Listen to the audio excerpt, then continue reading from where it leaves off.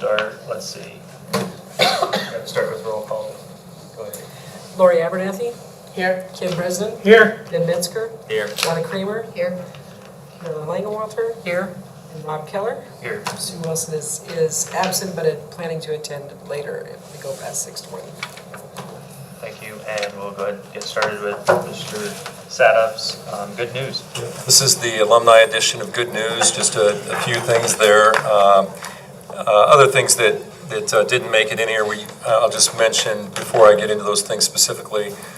We do have fall activities rolling and lots of successes and excitement and good things happening there. And then there will be a couple of things that came to me after the board packet was already out that I'll put in next board meeting, one from Art and one kind of a 911 observance that I'll share in Good News next time. But we have three alumni notices here. One is Colin Fitzgerald, and he is an Elijah Watt Sells Award winner, which means that he's one of 89 out of 75,000 people who took their CPA in terms of how he scored on that test, certified public accountant. And then we have Jackson Guilford there as well, and Jackson's going to be a Fulbright, excuse me, a Fulbright scholar. And then we had the a little bit less recent alumni, the class of 1958, donated a couple of park benches in honor of their high school principal, which was very nice. So that's what I have here for Good News tonight. Thank you.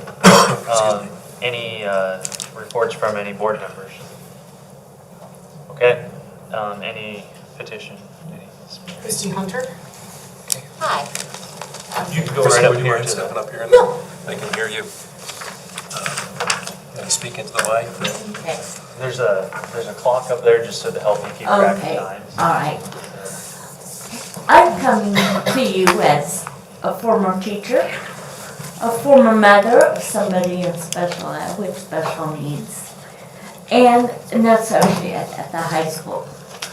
We have asked, and we need laptops for our associates. With more and more going online, there are now videos, readings, worksheets, labs, and tests, all done on laptops. With me not having access to these and teaching and being in high school, they do not want me looking over their shoulder. They don't want me to sit right by them and read over them. They want me beside them, not calling attention. I have an English as a second language student who I have to explain a lot of the words.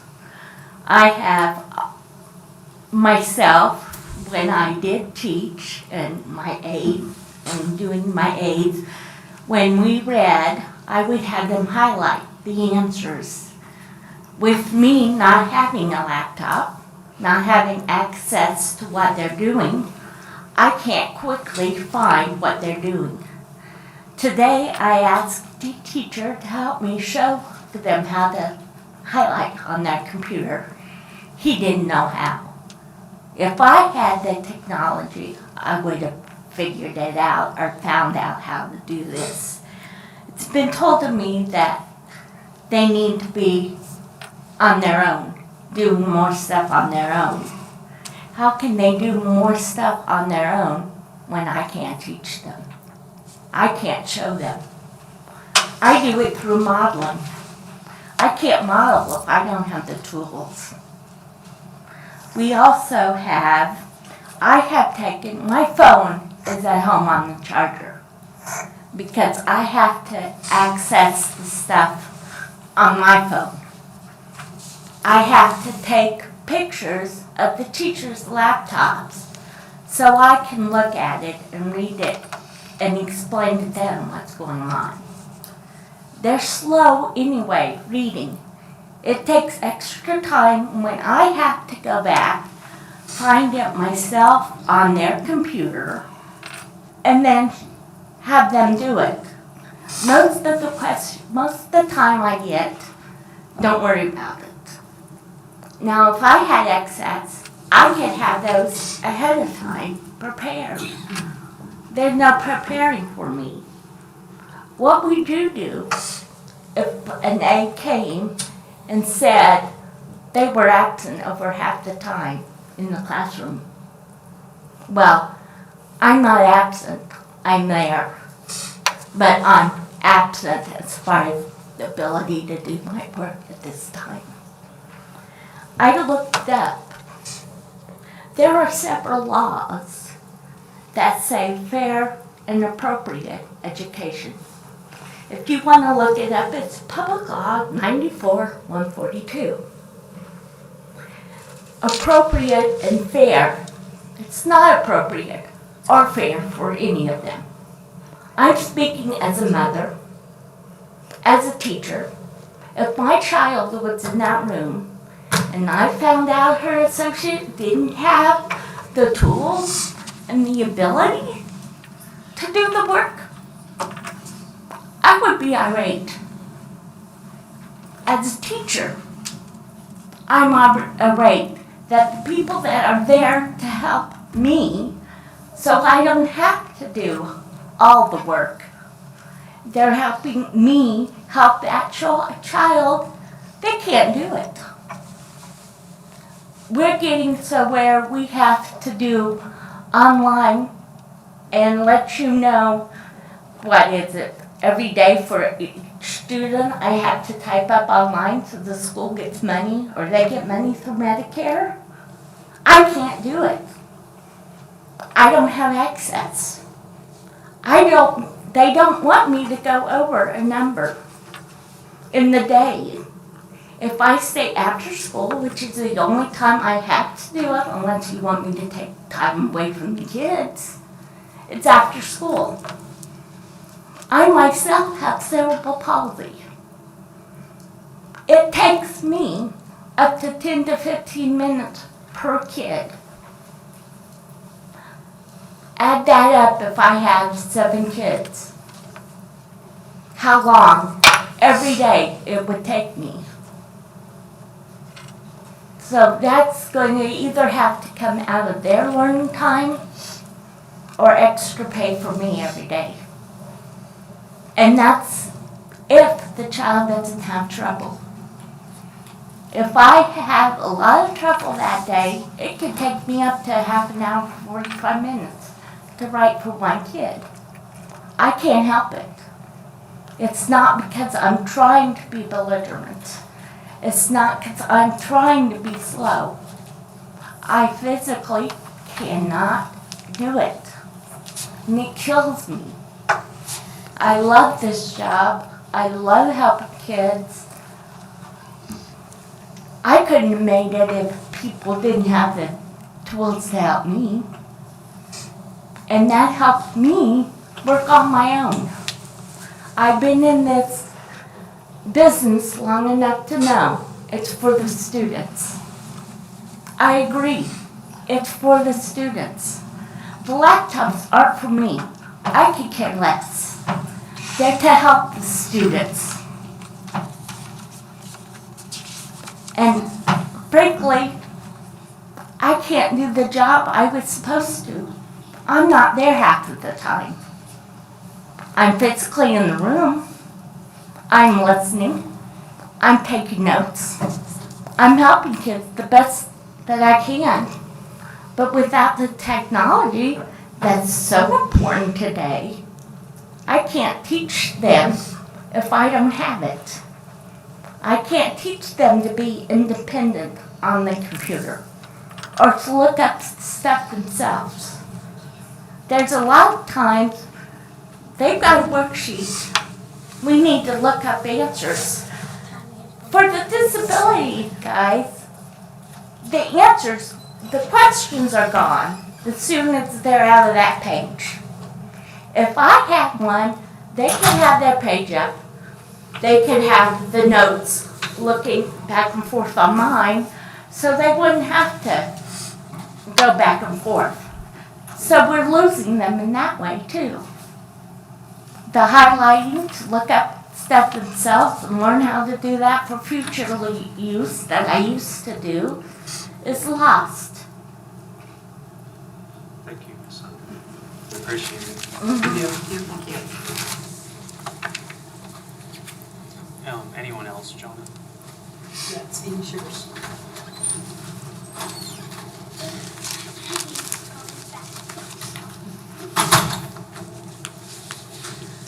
Hey guys! So with Governor Reynolds' newest announcement, I don't really know exactly what that means. I've heard different people interpret it different ways, that it does change things for masks and that it is going to be left up to our board members to make the decision on masks. So I would just like to offer my continued support and parents' choice.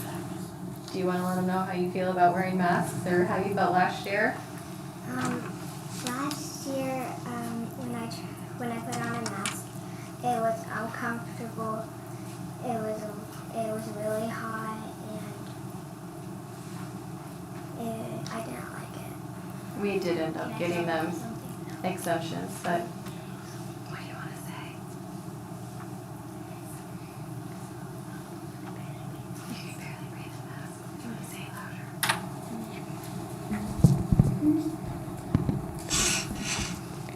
How old are you? 6. So you're in what grade? Are you in first grade? Yeah. Do you want to say something? And when you're wearing masks, they're really annoying, and you can barely breathe. And if you need to open your mouth or eat, they're gonna block you. Yeah, they do block you when you try to eat. That's all I have to say. Just my continued support for parents' choice. This is a really difficult decision. If my older kids weren't at sports right now, they would probably want to come and support parents' choice as well. But that's all. Thank you.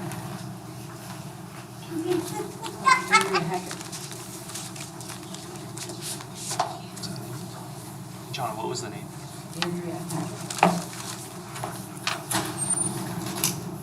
Hi, I'm Andrea Hackett, and I do have, we have 4 children total. 2 of them are Indianola students in 5th and 6th grade, and I just want to let you know that I do support parent choice as well as far as masks. I have our 5th grade daughter is on an educational IEP, and it really impacted her learning last year. So I just wanted to support that. Thank you. Cindy Barth. John, would you repeat that name again, please? Cindy Barth. Hi, I just want to thank all of you for all the time you put into this. I know the last year or so has been very difficult with the decisions you've had to make, and I've been very pleased with how the things have gone and how things have come out of here. I know it can't be easy pleasing everyone, but I'm going to echo Amy and Andrea that I do support parents' choice in this. I have a special needs daughter who absolutely would not leave a mask on, so we did get her an exemption. So it's kind of, I feel awkward in sending my other children to school in a mask when she doesn't have one on, and she would, probably be the one that would, I don't know that she's more susceptible, but just to send her to school without a mask and then send the others to school, it just didn't make sense to me. But so I would advocate for parents' choice as well. Thank you. Thank you. That's all I have, unless somebody else wants to speak. Thank you, everyone. Next is the consent agenda. You did have an updated one that included lane changes. We were making sure we had all the information we needed for that, so that was at your place.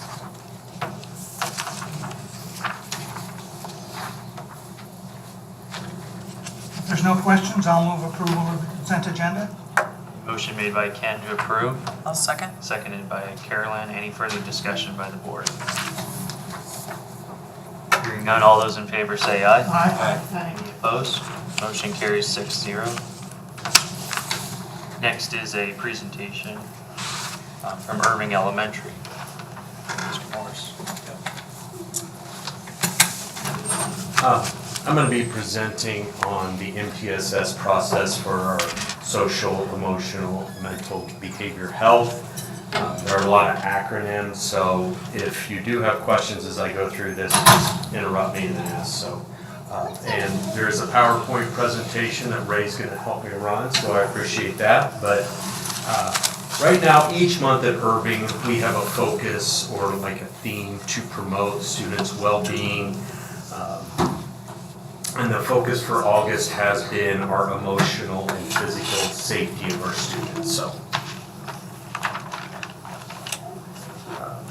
we continue to focus on the why we are implementing new initiatives at Irving and across the district.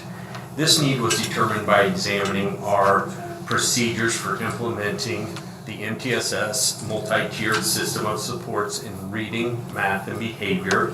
And this presentation again focuses on the behavior aspect. As an Irving team, we completed this SAMI, which is a self-assessment of the MTSS implementation process. We first take a look at our core instruction, and that is instruction that all students receive and is really the foundation for a successful MTSS process. Tier 2 provides additional support to students who are struggling with just core instruction alone. And then Tier 3 is that intensive intervention or support for those students that even need a little more support than Tier 2. Our building determined that we needed to focus on Tier 1, which would be our core instruction for social, emotional, and physical well-being of our students. CHAMPS was selected as a tool to assist in creating a positive, proactive, and consistent approach in implementing behavior supports for all our students.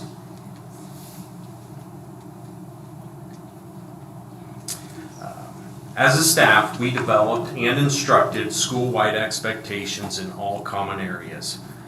For example, we used HALLS as our acronym to develop our expectations. So if you can see that, like the H is hands at your side, A is always keep your eyes forward, L is level 0 voice, and I'm not going to read every one to you, but we do have them for the restroom, our lines, our lunchroom, and then recess.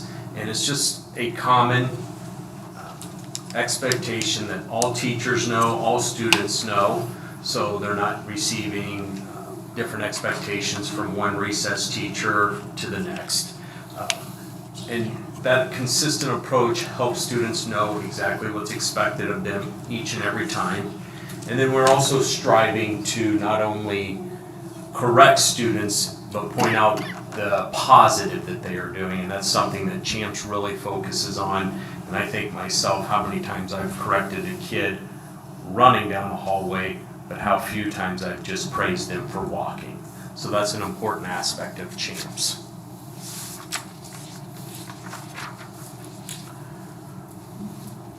Our Irving team also defined what it means to be strong. We've always been Irving Strong, and again, we use our acronym to really define what that means.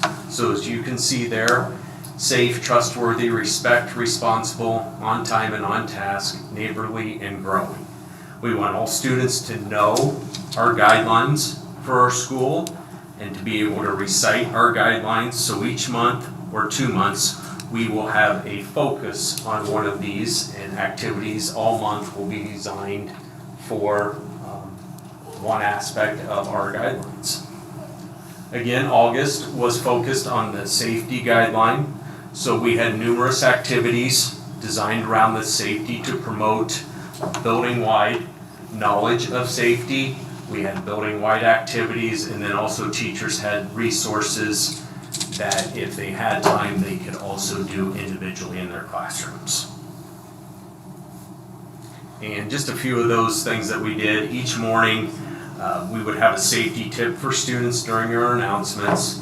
Julie would write one up, and then our 5th grade students come down, read the announcements over the intercom. So just kind of set a reminder to students what our focus was each day at the beginning of the day. We did have Officer Hackett visit each classroom, and it was very successful. The kids loved him. He did a great job and just presented on safety to kindergarten through 5th grade. Obviously his presentation to kindergarten was more about like looking through or looking both ways as you cross the street. 5th grade was a lot different, you know, like on internet safety. So he did a great job. I thought it was very successful, and in fact, we plan on doing this each and every year. So, and it was good for the kids just to get to know who he is. He did a great job. So I just wanted to point that out.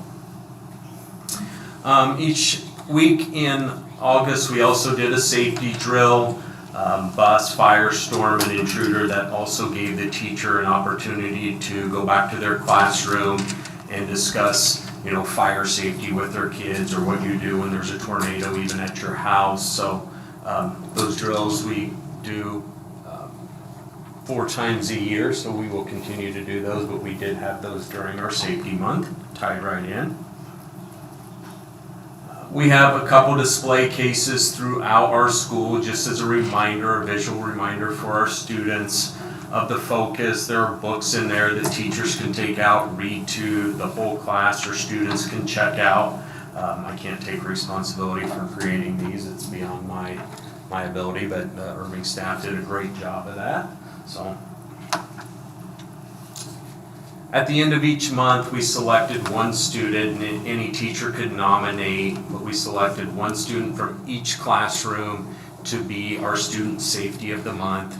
So we would take a grade, like 5th grade one day, and announce our winners. They would come down to the office, receive their certificate, get their picture taken, and put up on our bulletin board.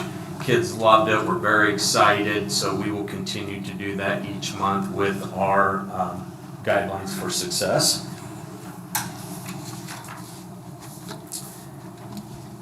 And then we also created a safety video with staff and students on what it actually means to be safe, and Ray's gonna play that for you. It is a little hard to hear, so we did add captions for you.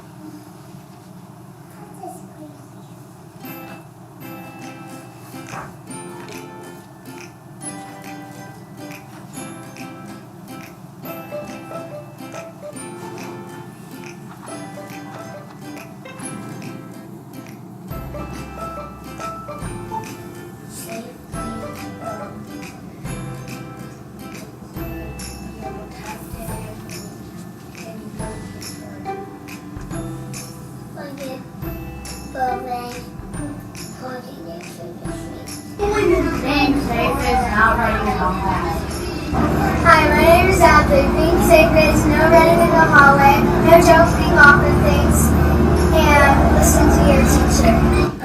Keep your hands to yourself. We gotta stick together. And why do we stick together? Because we can't get lost. I stay safe by not running in the hall. Good. Hi, I'm Miss Becca, and being safe to me means taking care of yourself and coming to the health office if you don't feel good or if you're hurt.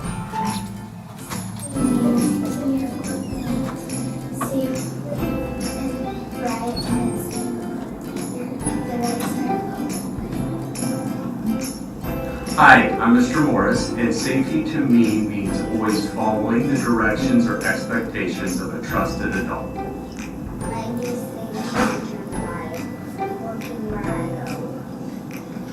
ahead. To me, safety means listening and one way I stay safe is to line up when the whistle blows so I don't get left outside. Just sitting there, it's just like, hey, my eyes were I guess you're safe in the classroom.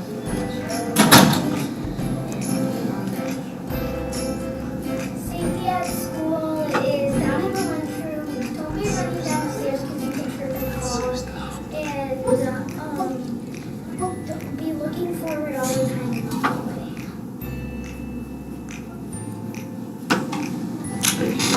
So then teachers had the opportunity to create one in their own classroom and then send out to their parents of their students through Seesaw. So been pretty successful and will continue on in September and October with Trustworthy.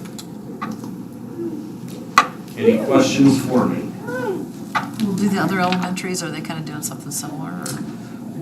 There is a MTSS process for behavior in all schools. I think some are using PBIS. I know Whittier is doing CHAMPS. I think it's just a little different based on the data and what individual schools need. But yes, everybody has something in place.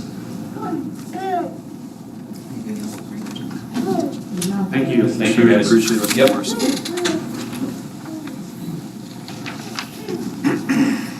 Okay.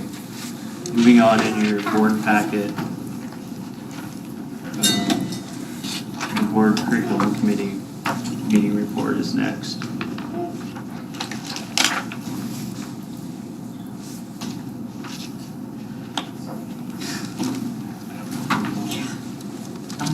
Donna was our Yeah, board I know, rep I there, was yeah. just trying to, I was making this bigger so I could see. Sorry, I won't be able to get their glasses on. Well, the first thing, there was 4 things we discussed. The first was the app and extension selection process, and there's new apps for the Chromebooks, and there's a process they go through for teachers to evaluate those apps. They fill out a form. I think they work with Ray. Are you working with them on this, Ray? Is this one of the things you guys are working together? It's kind of a combination between Annette and myself and that approval process. Yeah, that's what I have.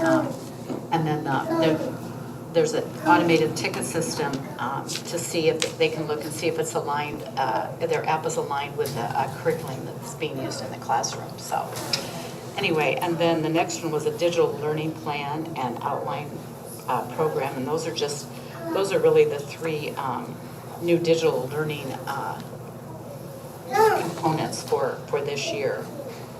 So I don't know if you guys have any questions about this. I think I had a question when we had technology, but I guess I was curious, like with the apps, is there a way that, I think you answered that there was, that like if teachers were wanting, like had a thought that an app would be useful, that there's kind of a list of apps that they could look at? There will be. We're working on that Yeah. list based on their requests that they're putting in right now. So Like these are approved and people, so they've got somewhere to start? that approved list isn't there, but it's going to be. Yeah, okay. And there's a planned rollout for the elementary students, but they have to work on, how much time they can devote in the classroom to work on those, because their days are pretty full, so it will take a while. Great. Every time like an app is requested, do all those iPads have to come back to technology, or can that just be done remotely? Yeah, so those all just get pushed out remotely. Okay. It happens usually pretty quick, like within minutes. Oh, okay. Once we approve it, Yeah. the iPad's turned on, it's usually a few minutes and it's out there. And then the construction trade program, it's just it's a state review, and you guys can read that if you have any questions. You can, answer. I don't really have any extra notes on that one. We passed all the requirements for that, right, Annette? And so I think we're good with this issue. And the last one's the computer science committee, and they revisited the computer science standards that are organized by grade, and that has to be developed before July 1. So the district courses met the requirements in middle and high school, and so the rest of it will just be basically integrating it for the elementaries. And then down below is just the progressive computer science. You guys can read through that, but it's just the goals for the, end of grade 2, end of grade 5, what are the standards and expectations for students. These standard expectations say they come from the Computer Science Teachers Association. Are there any other things we have to worry about with the state of Iowa? Or is this just such a new field, you just go with what you can find? These are the ones recommended by the Department of Education, and so we will be on the implementation phase of all of those.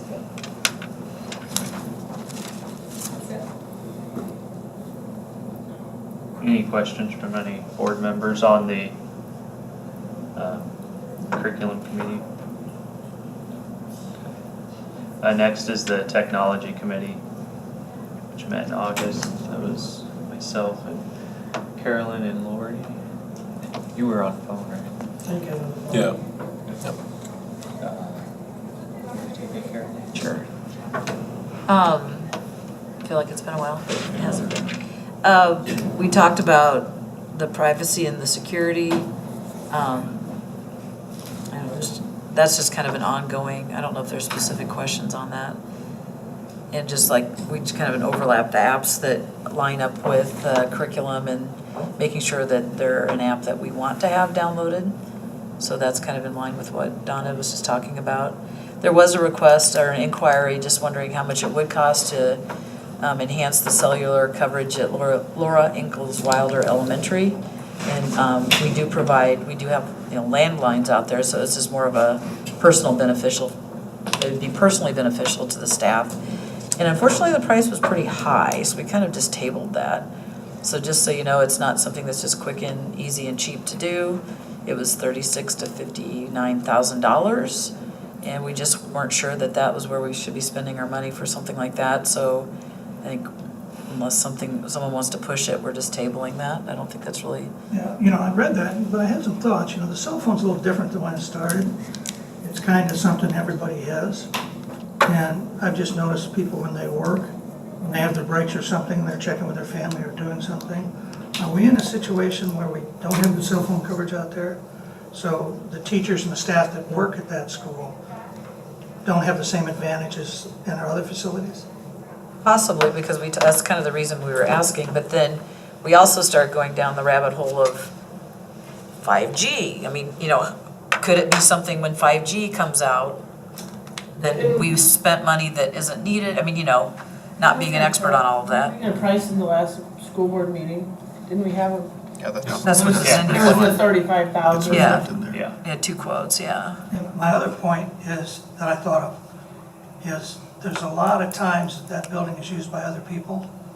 The gyms and everything else in the evenings. And those are people who probably need their cell phones to contact people they're talking to. So I think it might rate a little higher than maybe other people think. I just thought I'd mention that. I know personally when I've gone to athletic events, volleyball tournaments and stuff like that, it doesn't work in a lot of other schools you go to either. And that doesn't mean that it makes it right, I get that. Yeah, okay. But I'm saying I don't think it's a unique situation. If we want to have it be something that we come up for a bigger discussion and a vote, it could go on an agenda, that's fine. Sure. And I think I personally would like to know the whole 5G thing, like, if we spend that kind of money, is that technology in 2 years, is it gonna be wiped out, or the need for it be wiped out? I don't have any idea. I know, just from personally being over there, working events, different basketball, volleyball, whatever it might be, I never have service. And half the time I gotta run to my car, reboot my phone, and call if I've got an emergency over there. Like one time, it wasn't a big emergency, but it was an emergency to the family. A kid sprained his ankle, we weren't sure it was broke or not, it was, besides calling the ambulance and sending him out, and getting some ice on it, and letting them calls with the trainer there. That was the only big thing, but to even call 911, I had to go out of the building, because I don't have access to any of the phones over there. Or none of the people working there have access to the school phones, I should say, and their personal phones. So that's just my personal experience is, if you're in a situation, you gotta run outside, find a signal, reboot your phone back up, because it blocks you out, and then make that emergency call. So that was my only thing, is we've got outside people like that, and that's what the concerns I've heard from parents was, hey, if I'm over there and my kid's got volleyball and there's an emergency, I have to clear outside to get a signal to call. And how many times could kids get hurt? I mean, but it could just be that one time. So that's the feedback I've been hearing from people that were over there besides the teachers.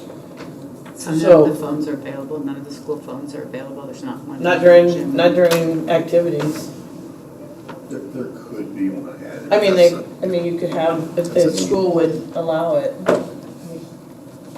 That's what I just didn't know. So Sometimes you the can find a offices were all janitor, I locked. knew a couple of janitors, so I went banging on the doors because I knew where they were working, and they'd come out and I was able to get used to a phone, but there wasn't a phone available for us to, you know, for any of the staff. It's like, whether it's Park and Rec or it's whatever, a Little League, or, you know, whatever it is. Right, yeah, I just They was don't curious, have I just access to didn't know that. one was not available anywhere. What was that price for, just for enhanced Wi-Fi in the building?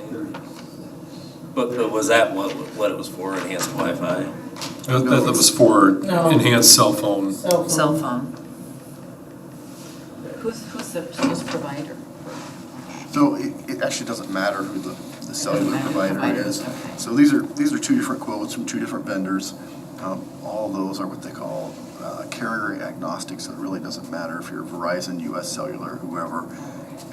Assuming there's a decent signal outside, it's gonna pull that in.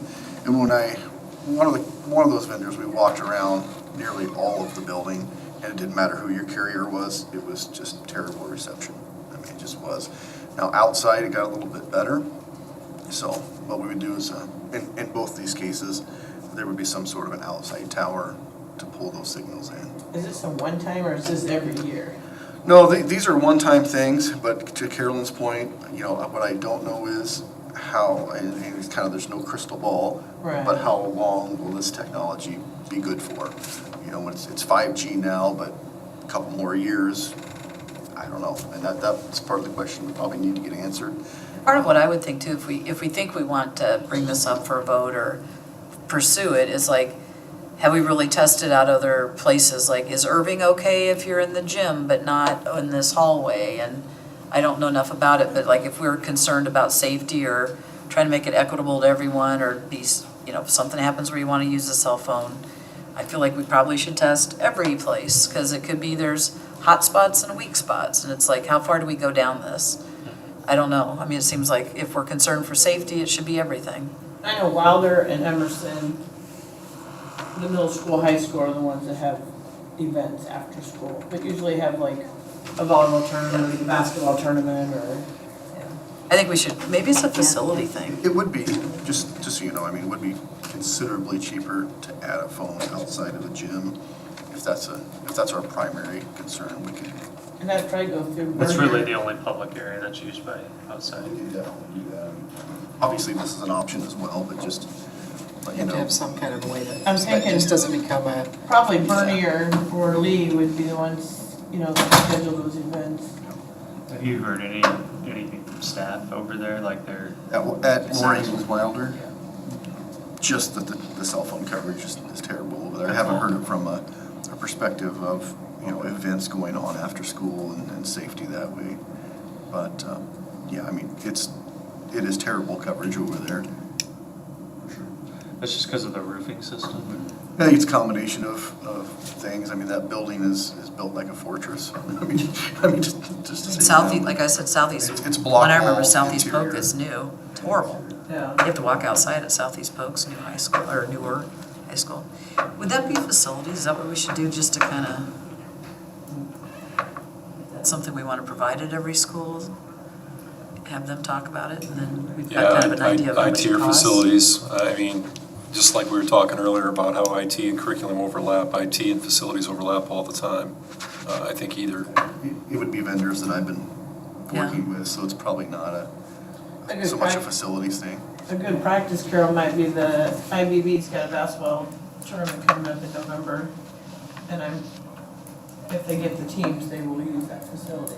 So we could try it. I think in the meantime, like if you could just add a phone to that area. Yeah, that's what I'm saying, instead of At right least there get by the concession stand or there's almost always a janitor on duty over there. For emergency If they had purposes. access to a phone. Yeah, to me, that's the simplest. I mean, I know a little bit about cell phones and towers and stuff through my work, just how they work. And even if you put in the best technology, it's affected by environment and so many other factors. So it's not an end-all be-all. So, and Carolyn brings up a good point. I mean, once you started assessing the other buildings, I guarantee you there's dead spots in every building. So to me, the simplest is to use the old reliable landline in every public accessible area. Be a lot more cost effective and a lot more reliable.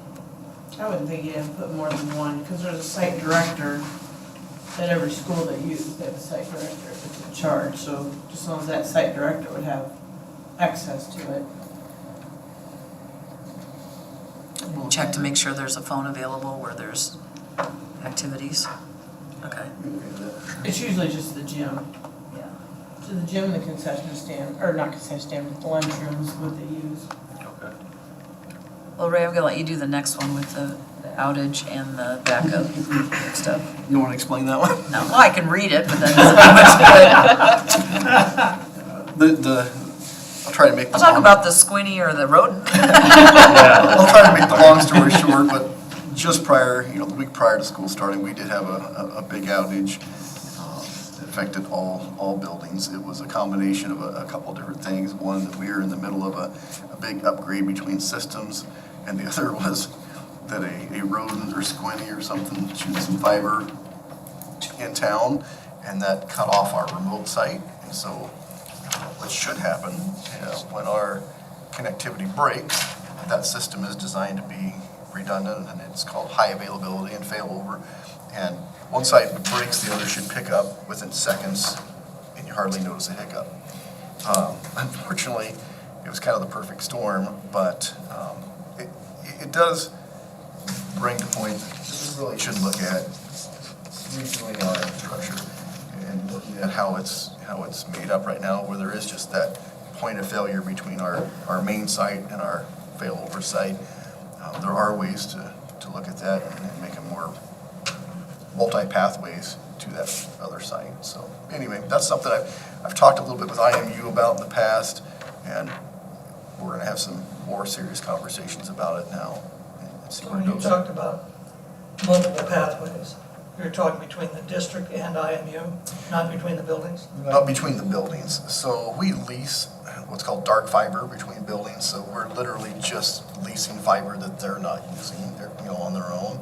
And so if you kind of think of it as if Carolyn's sitting over there as one building and I'm the main one, if that piece gets cut, that's we just have one pathway right now there.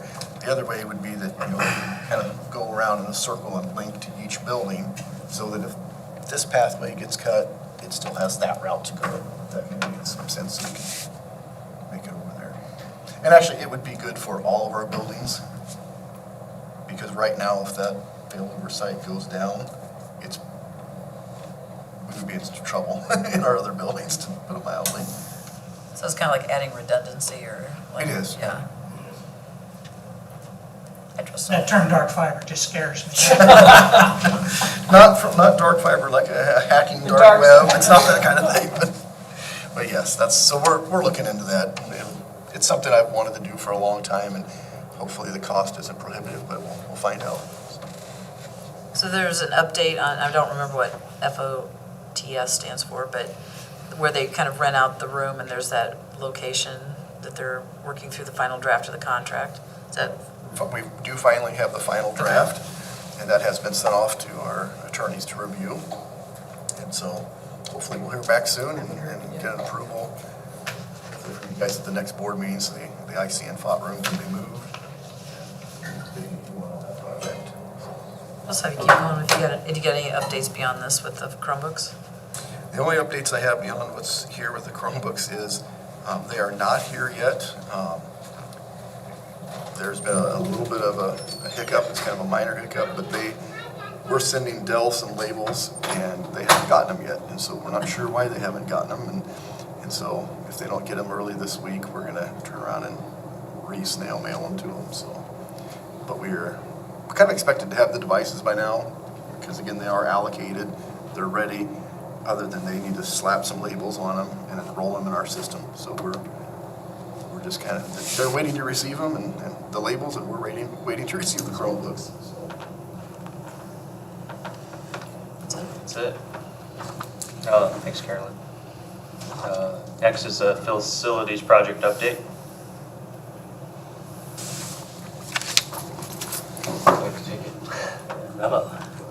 Well, we have it coming up here on Wednesday. Not a whole lot new. Been busy all summer, finishing up the theater renovations and the gyms, but nothing really new to report. We're just finishing those up and things are looking good. Basketball court's looking good. Any update on the baseball issue or? No, that, and Art can probably speak more to that. It's still Yeah, we're ongoing. going to talk a little bit about that Wednesday Facilities Committee, and, you know, there was an email from Little League, whom we hadn't heard from for quite a while, and they had a meeting and said that they don't want to change the lease, but then also in that email it said basically they would listen if the board had something to offer. So it, you know, it really, I think back, you know, a couple of months ago, the board indicated they were ready to potentially offer something, and so we're really just hearing that same thing. So don't really have any details on it. I know the planning has gone forward with you know, a little bit different site where there wouldn't be lost space for anybody. There kind of be reallocated, some shifting around. So Envision continues to look at some of that as they you see their building plan 90% complete. They've still been looking at the actual building, and then just nailing down site kind of is one of the next things that we really need to get done. So that'll be prime topic of conversation at Facilities Committee Wednesday. Single tiles not in yet. Right. What's that? Tiles aren't in yet, so we're still looking at November. Tiles in that. We had a change order with that. I knew we did. And I don't know, John, do we know exactly what that did to the completion timetable on the auditorium? I think it's about 8 weeks. I think that we're into that now. I think they had to shift 1, possibly 2 concerts. But they're willing to do that to get to the final. They want that. The right. The right, so they're willing to. Yeah. Because we can't put the carpet until those are on, right? All the seats are in except the last 3 in the back row, so that they can work. That's really nice. They were in there working on it Saturday. It does look very nice. I imagine they are willing to, you know, the music folks, the acoustics as we went through COVID and we were having concerts spread out in gyms and things, everybody made the best of it, but I'm sure they're looking forward to having a really sound acoustical And we're solution. getting the ones they want. I guess they're willing to sacrifice the time for, yeah, great, okay. All right. Next is the board policies. I put all these back in. I think I kind of shared. There was, the only change from last time was in 505.5, and that was the graduation requirements policy. And there really wasn't a significant change there either. We just changed a little bit of language to make it be what it is in the course handbook, so we had consistency. So we took out the word elective in one place, and it's kind of funny, we changed the phrase career tech back to vocational, and career tech is really kind of updated language. But this is something Mrs. Duran and Mr. Siebers going to talk through. Is there anything that I'm not mentioning that was more significant than that? Yeah, just the elimination of the special education language, because that was somewhat moved at this point. Yeah. What's the number on that one? That's 505.5. And that's the only one that's been changed? That's the only one that was changed at all from last reading, yep. And when you're ready, Rob, I can make a motion on that one. Yeah, go ahead. Ken. Okay. Now remember, since we had the second reading, this is an established policy. So I moved the first reading of the revisions of policy 505.5, and that we waive the second reading. Great, thank you. Okay. Motion made by Ken. Second. Seconded by Lori. Any further discussion by the board? Hearing none. All those in favor say aye. Aye. Any opposed? Motion carries 6-0. And next is the board calendar. No HR tomorrow morning unless we feel like we need to meet. That way I can be at Wednesday's meeting. Appreciate that, Yeah, yeah. make 4. And that's not on here, but that was something that just got scheduled, and we were ensuring that we had a hearing waiver, so we won't have to have a formal hearing, but we need a short special board meeting Wednesday morning at 7. And how that will work is we'll have a short closed session on a student disciplinary matter, and then we'll move out of closed session, and there'll be some recommended action for the board. So that'll be a short meeting Wednesday morning, posted separately. Facilities committee will still take place. We won't infringe on that time. We're going at 7, right? Yeah. I think you have enough people. And yeah, Carolyn's going to be able to be there, and our facilities committee is going to be there, and looks like Ken can be. So, yep. Just a question for you guys. We had put a board work session on October 18th. Do you feel like we should keep that on there with the election coming up there at the beginning of November and a turnover happening? Good subjects, lined. Nothing as of yet, just that we were gonna have one. So we didn't want I it think to Sue be. had a couple things, didn't she? I thought She may mentioned have, something. I don't think anything's been definite, nothing's definite yet, but, My personal opinion would be after, because I think that would be a really kind of nice way to introduce. get people on board. Some additional topics that might be real relevant, just to transition them. That's just my 2 cents. Sounds good. Yeah. You think That's fine, yeah. Yeah, what she said sounds fine. I agree. Alright, so we'll strike that for now, and then we'll figure out a time once the new board's seated that we can do the next one. And something that Rob and I talked about briefly too. There've been times we've gone to different district board things, different places for, particularly for new board members, but for everybody. There really aren't a lot of those scheduled this year, but of course there's the annual convention. The main day of that is November 18th. And then something else, there are different groups where we belong to both ISFIS, the Iowa School Finance Information Services, and to IASB, and either one of them would come in and have an event too if we would want to bring one of those groups in to discuss boardsmanship and work with new board members. We could certainly do that too. So I think there are things we can talk about later, but I would agree. I think the timing of it is interesting, and it's kind of putting that off is consistent with what the board's talked about with other things. So. And the next board agenda is the last item.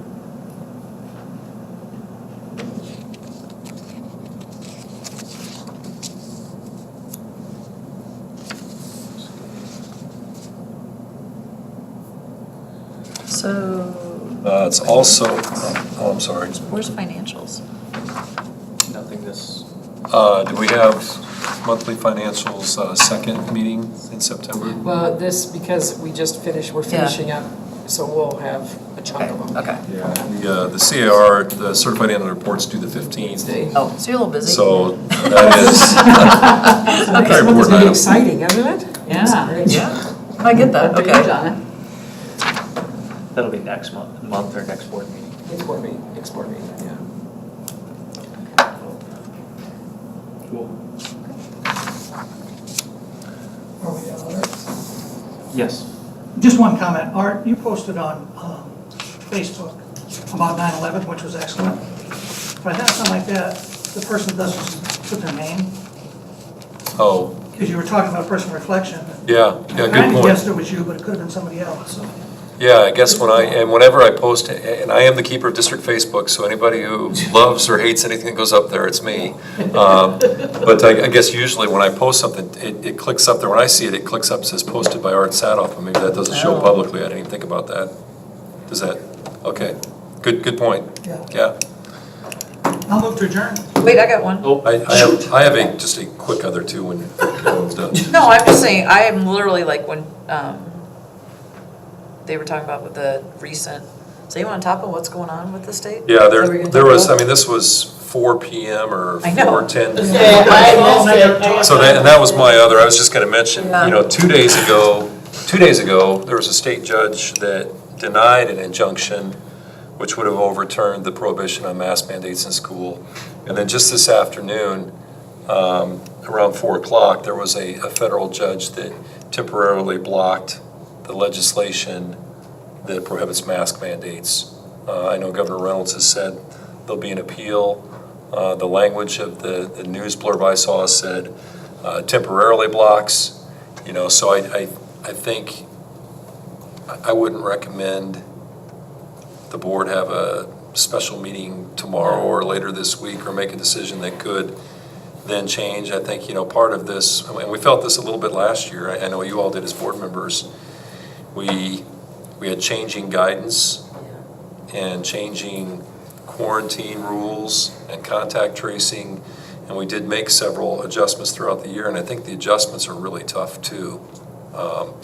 One thing I would say, you know, as we continue to watch what's happening with the virus too, and are posting a more detailed COVID tracker than we did last year in terms of building exposures. So I do think parents can make a more educated decision, you know, if they see a spike in a certain building and have a concern for their kids and believe that the mask will help with that, and they haven't been sending them before, they can make that decision. Now, that being said, if the board wants to take it up, I'll definitely continue to watch what goes on. But yeah, that was very late breaking.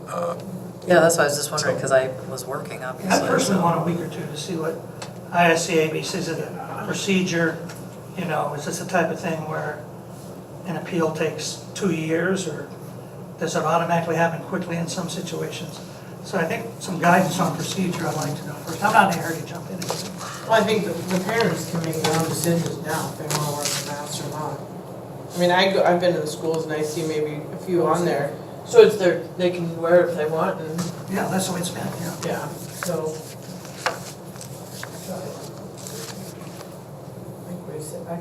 Move to adjourn. Motion made by Ken to adjourn. I'll say, yeah. Oh, everyone, seconded by Effort. We'll take care of it. I heard her voice closest to me. I like that one. Hey, All those in favor say aye. Aye. Okay. hey, if I text the two of you, I can link you two together with Mary. Sure. I can do, Okay. I'm doing online training all week.